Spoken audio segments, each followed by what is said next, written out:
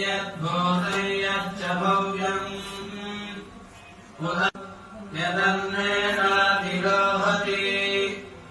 एतावानस्य महिमा अतोऽध्यायागश्च पूरुषः पादोऽस्य विश्वभूतानि त्रिपादस्यामृतम्